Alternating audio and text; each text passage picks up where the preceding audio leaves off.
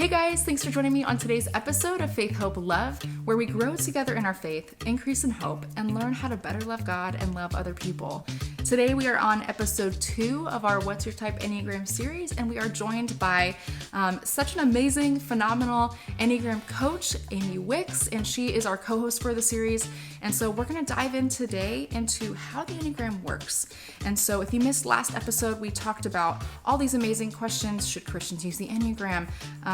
What are some ways that we can incorporate the gospel? So if you missed that, go back and watch that. But on today's episode, we're going to dive into the basics of how the Enneagram works. So Amy, thanks for joining me on the show. Let's hop on into assessments. How can we begin taking assessments? Is there one on your site that you could mention? Let's jump on in. So glad to be back. And friends, I love getting to share this information with you and knowledge. And I'm just so glad you're on this journey with us together. So if you haven't, I highly recommend listening to the first episode on this series. It's not that you won't understand this, but we did spend a great deal of time telling you really the best way to discover your personality type. And the first one is read some books, read about all the types and learn about some of the insights of each personality type, or keep listening to the podcast because Melissa is going to have some phenomenal ways to really dive into each type. She's going to have people who are each type and insights about them from the mother of the Enneagram, Suzanne Stabile, who is just amazing. So you guys are going to be well taught through here. So you maybe don't even need a book, but I obviously love to help people discover their Enneagram type, whether that's through gifting them a 15-minute call, or I have an assessment on my website as well. Very easy to find. And then I was taught and trained by your Enneagram coach, and they have a very fantastic either or assessment to go through the process. And the biggest key here, I think, is worth saying again, when you do an Enneagram assessment questionnaire, or you're thinking about your personality type, put it in the context of who you were before the world told you who you needed to be. So think about so far back as you can when you were your authentic, true self. And again, if you didn't get a chance to watch last episode, Amy dived into how her assessment works, and it's really an amazing resource. She also has a book, is coming out with a brand new version of it as well that really covers all of these topics in detail, but we're just going to give you a flyover. And then in the next couple episodes, we're going to break down each type just to really get a good understanding of how to apply these parts of the tool. So let's jump on in to triads. What is a triad? I'm guessing there are 3 of them, since tri means 3. But how do we understand ourselves in each of those 3 triads? I love that you asked this question because this was an important aspect of my book. I spent the first part of it, it's called Should Christians Use the Enneagram, really diving into the history, the nuances, the benefits, the cautions, maybe, the dangers of the Enneagram. And then the second part, I give an opportunity to determine your Enneagram type through describing each Enneagram type and giving insight on what your childhood experience maybe was, maybe some parenting insight. And then the third part of the book, I take it all apart so you can put it back together.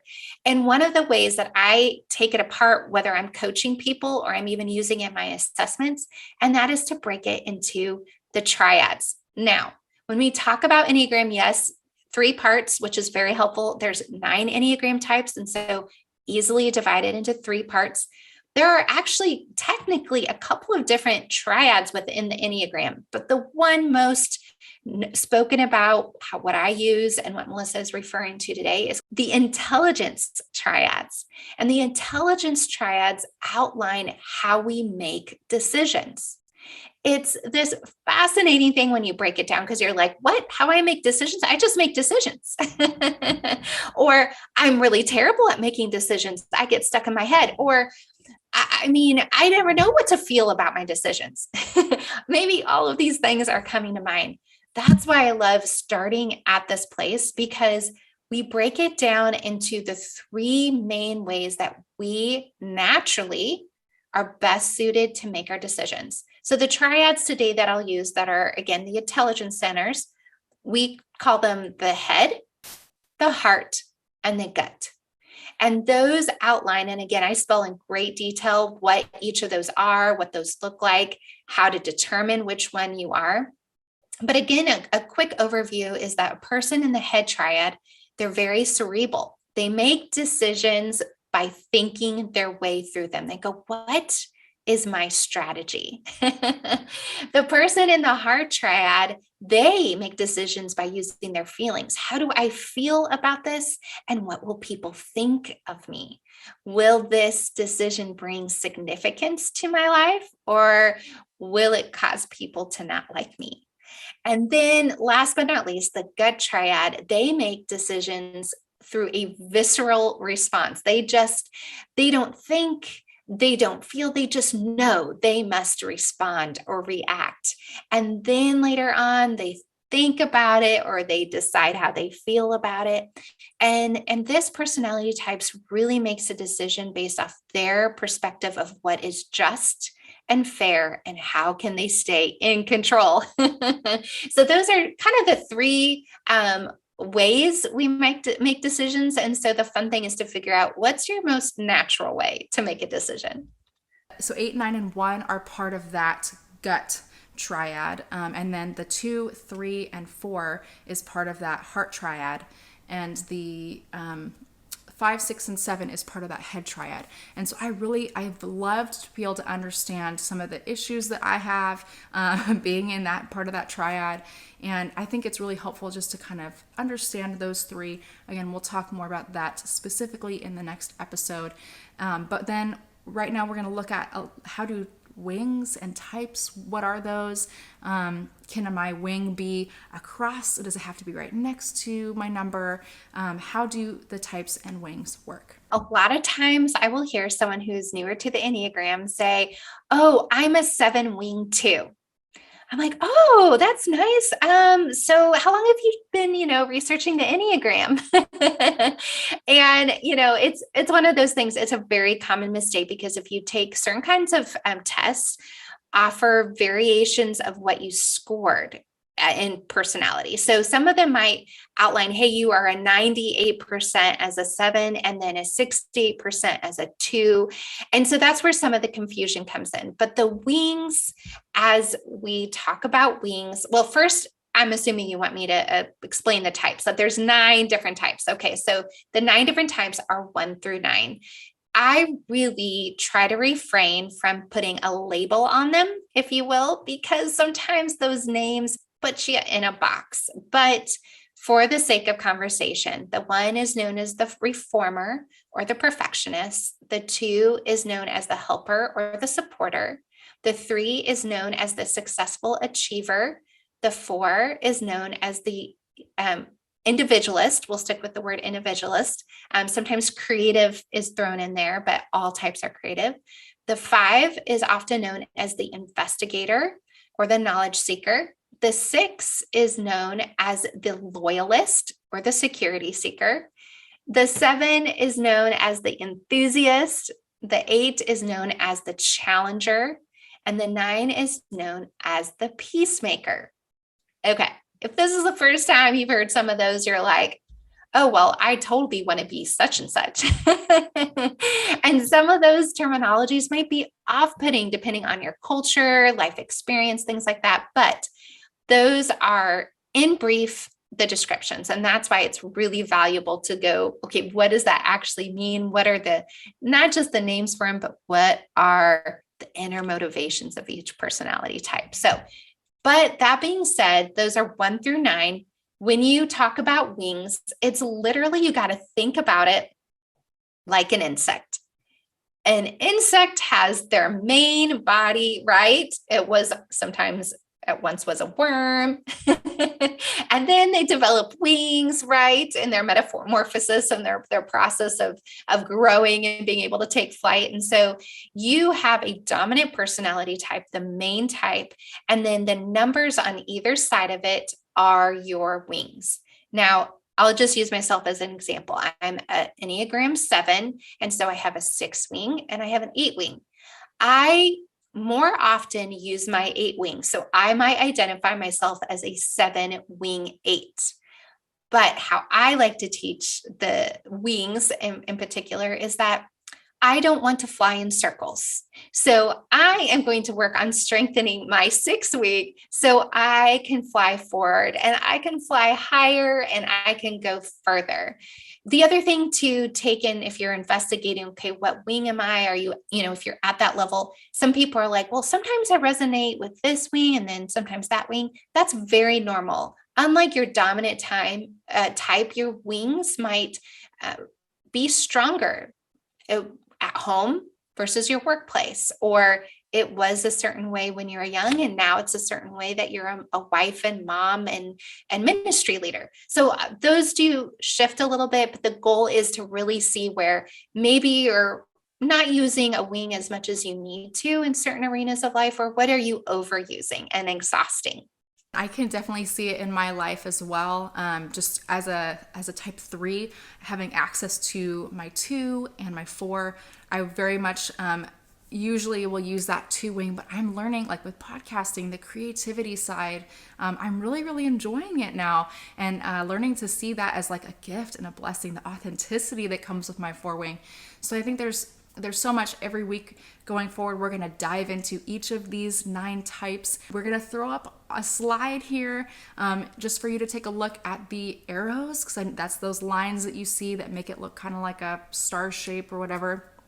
And so that's going to kind of help us to see the lines of stress and the lines of growth, just to kind of understand maybe some numbers that you might look like when you're healthier, when you're unhealthy, and how we can use those. So Amy, can you kind of touch a little bit on how those lines work? When I speak to moms group in particular, I do a lot of MOPS or local, like Building Better Moms is something that's an organization near me, but we go through where we break apart and explain the triads and the stances and understand the strengths and the weaknesses of those, especially how it presents in our parenting. And in fact, I actually have a workshop just like that available on my website as well that you can just get. I don't have to come travel and speak to your group to get it.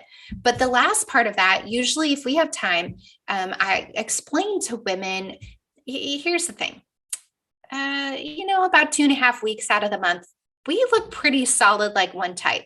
But then the other 7 to 10 days, we're looking a little bit like another type. Why is that?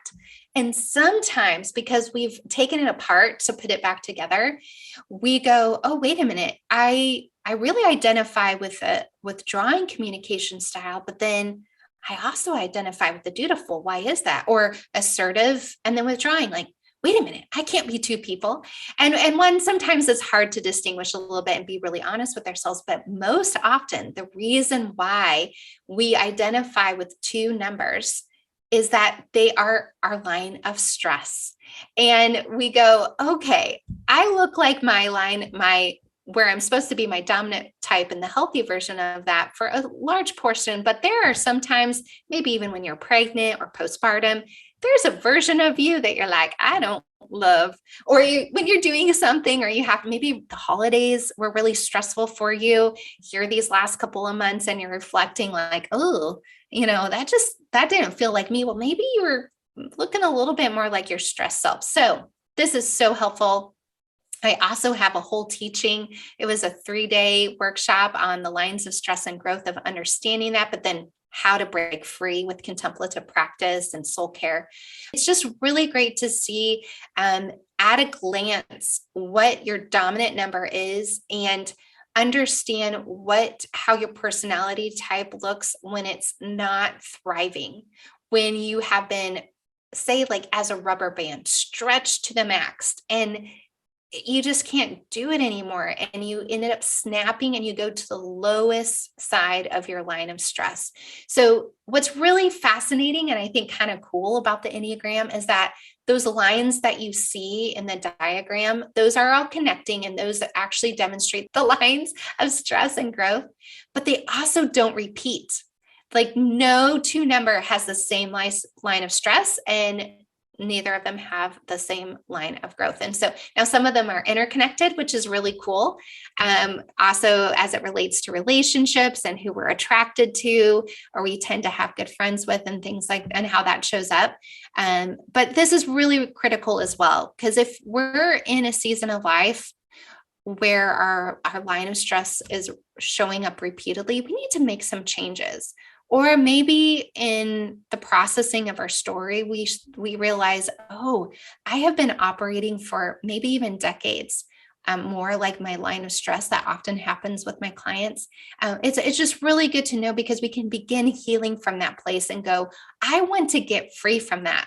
Those are my coping mechanisms that I don't want to use anymore. And I want to walk in freedom, and I want to really love and thrive and be the person who I was intended and created to be. And I'm excited just over the next couple weeks just to really dive into each number. I know this is like, we're throwing so much information at you. It will make sense as we look at each individual number.